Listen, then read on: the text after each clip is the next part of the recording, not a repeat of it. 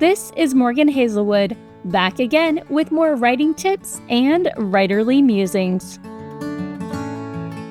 About a writer's two worlds.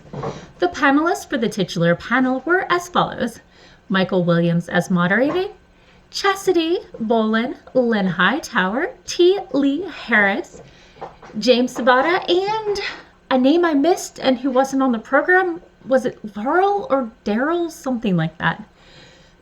Anyway, the panel description was as follows: tips from seasoned authors on how to balance your personal life with a writing career.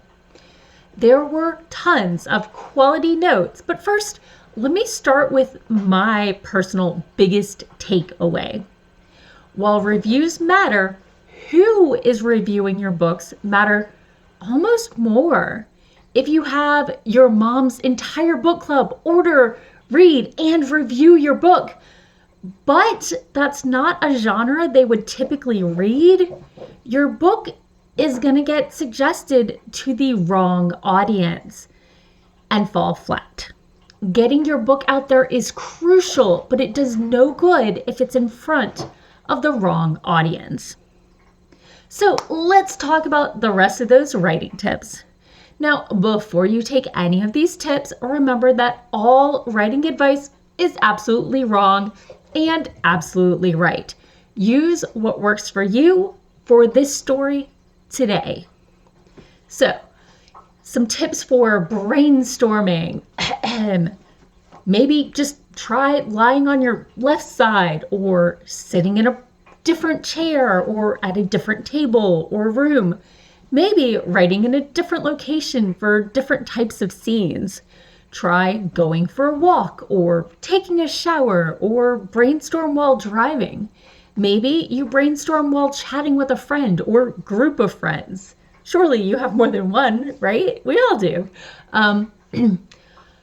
Another writing tip is getting together character portraits. While some writers are also artists, most of us just go with dream casts of real-life actors, surfing Pinterest, or even working on the website thispersondoesnotexist.com to create inspirational pictures of our characters. A tip for writing productivity: for many of us, trackers help us feel productive. You may not be able to tell how good your writing was today, at least not right away, but you can always know how many words you wrote. So try word count trackers or Scrivener are the two biggest things I've seen. So let's talk about ways to fit your writing into a limited amount of time. So becoming a writer doesn't usually just happen. If something in your life doesn't serve you, stop doing it. TV time, making food from scratch, phone games. Many hobbies are actually habits. Decide what your priorities are and decide what helps you fulfill them and trim the rest. Tip 1 for making the most of limited time is to schedule writing time. Trying to fit it in the cracks is hard. It's a hard way to get writing done. Note, discipline will get you where inspiration can only point. If you don't treat your writing as a priority, why should anyone else in your life? Second tip is always have something to write on and something to write with, be it paper and pen, phone, whatever. Another thing you can do is email yourself, subject line as the book or story title to keep organized. Phone notes, obviously, paper notes, maybe keep a file folder. Some people do. I just have them loose in drafts in Gmail. Another way to make the most of limited time is writing sprints. While there are some writers out there who don't get their best writing in until their third focused hour, many writers get a lot done in 20-minute sprints between chores and life. Note, even if writing in short sprints doesn't work for you, try them for your social media platform and other writing supportive activities. Schedule those posts so you can focus later. Use square brackets with a note inside for stuff you need to come back to prevent losing momentum. A name, an item you need to research, etc. Make lists of things to research later and find subject matter experts. Sneeze. If you can write full-time, treat it like a full-time job. So let's talk about those activities to support your writing. Obviously, editing, first and foremost. Nothing should leave your computer or, notebook until it's been edited. Another thing that can support your writing is writing groups. Do you need an accountability group?